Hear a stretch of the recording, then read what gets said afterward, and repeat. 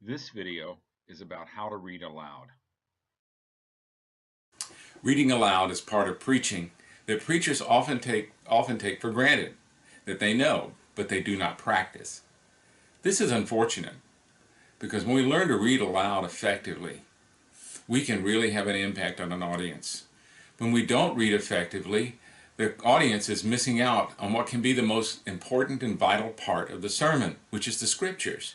Here are a few suggestions on how to make reading the Bible more effective. Let's talk about some of the problems with reading aloud. Reading the Bible is often ineffective for a variety of reasons. First, because we begin badly. We do not take the time to pause and collect ourselves before we read.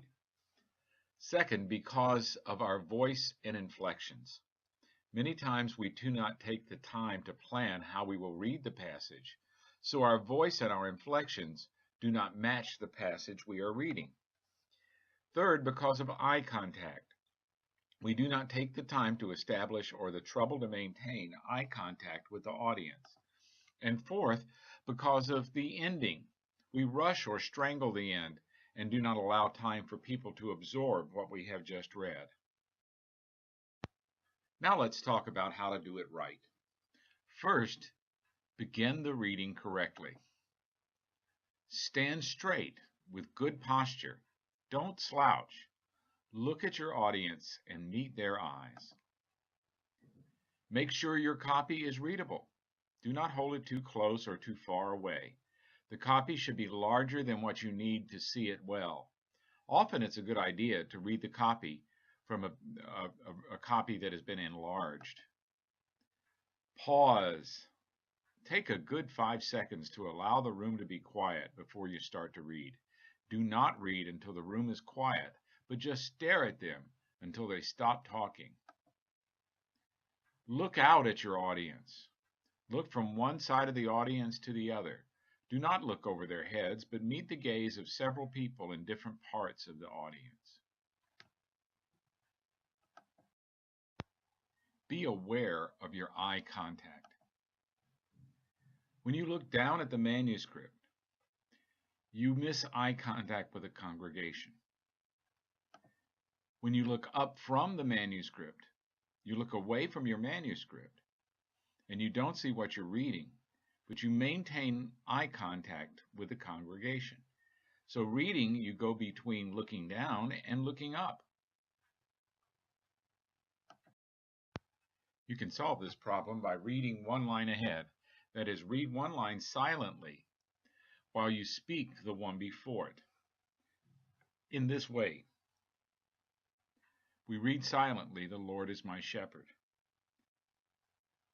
And then we speak, the Lord is my shepherd." While we're saying this line, we're reading the next, "I shall not want." Then we speak it, "I shall not want." While we're saying "I shall not want," we're reading, "He makes me lie down in green pastures." Then we say it, "He makes me lie down in green pastures."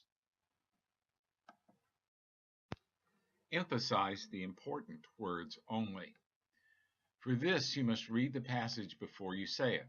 And as you do, practice reading with emphasis only the words that are the most important. For example, you don't want to read it like this: "The Lord is my shepherd. I shall not want. He makes me lie down in green pastures." You change the meaning of the words when you give them proper emphasis. Instead, read it like this: "The Lord is my shepherd. I shall not want.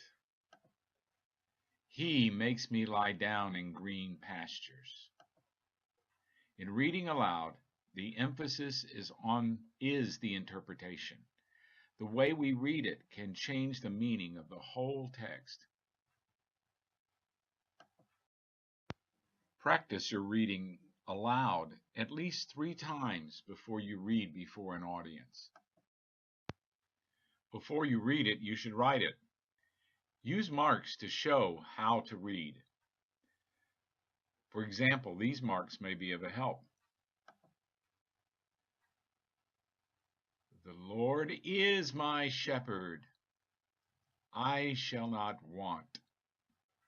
He makes me lie down in green pastures.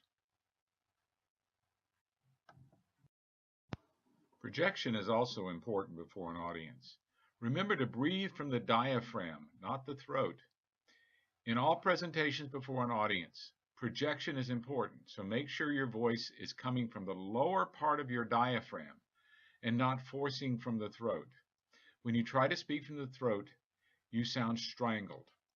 So speak from the chest. Put your hand on the chest and feel the diaphragm going up and down.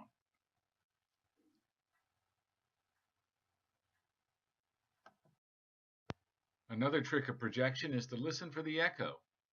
When speaking in a room, there is always a faint echo that can be heard from the back wall. You know you're projecting when you can hear that echo coming back at you.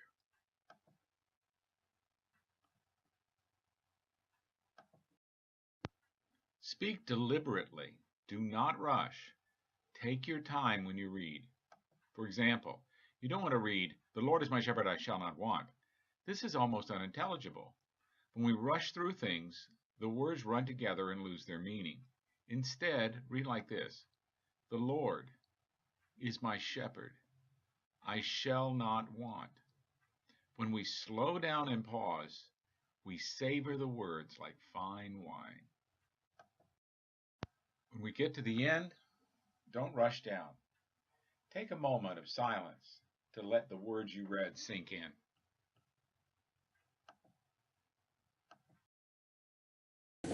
Have you ever sat down to a meal, say a piece of fish or a fine piece of steak, and somebody has put sauce on it, and the sauce did not improve it? Well, the same thing is true when it comes to reading the Bible sometimes. If we really knew how to read the Bible, we would not need the garnish of the sermon. All we would need to do is to read it. The reading of the Bible itself is enough to convince and to convict if it is done right and well. Sometimes you can use a prolonged passage for a sermon itself and it needs no explanation. The Bible itself can be exciting and moving and self-explanatory. But first we need how to learn to present the scriptures in all their glory.